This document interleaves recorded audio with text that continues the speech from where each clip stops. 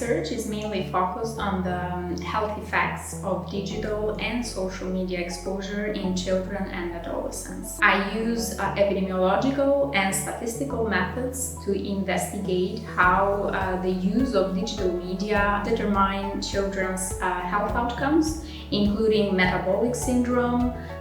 mental health, but also eating disorders. Additionally, I also examine how the social media exposure, including Instagram, YouTube, and Facebook, and the social media food advertising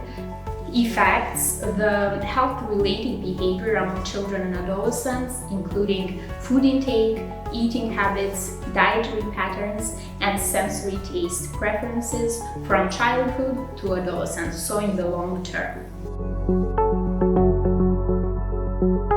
The ultimate goal of this project is to provide not only evidence but also to enhance the awareness among pediatricians, parents, families, children and adults themselves, but also the health authorities about these detrimental health effects of the digital and the social media environment. In the long term, we aim that this project will also enhance and accelerate the efforts to regulate the social media exposure among children and adolescents, because children and adolescents are considered vulnerable groups and we need to protect them. That's why we hope that the regulation and limitation of the social media food advertising can help improve children's health outcomes in the long term.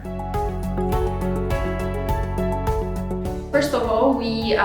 calculated the screen time trajectories, which means how does the media use changes over time from 2 years of age to 16 years of age, and how this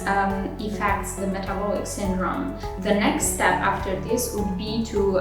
investigate how the digital online environment interacts with the physical food environment, and how this in the long term again influences children's not only dietary patterns and food choice, but also other health related outcomes. The most important part would be about the mental health that the social media has on children and adolescents, which is actually a increasing concern for children and adolescents. There are some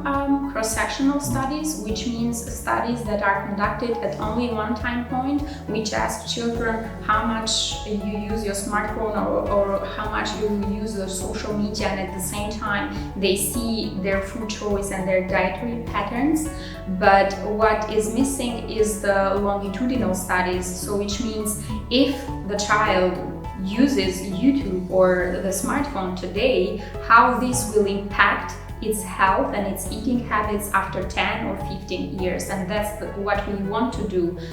in this project, to see how those 2 years children use the smartphone or the social media and what will be their health outcome, including in the metabolic syndrome or mental health or dietary habits at the age of 16 or even in the adulthood, which means around the age of 21 or 22.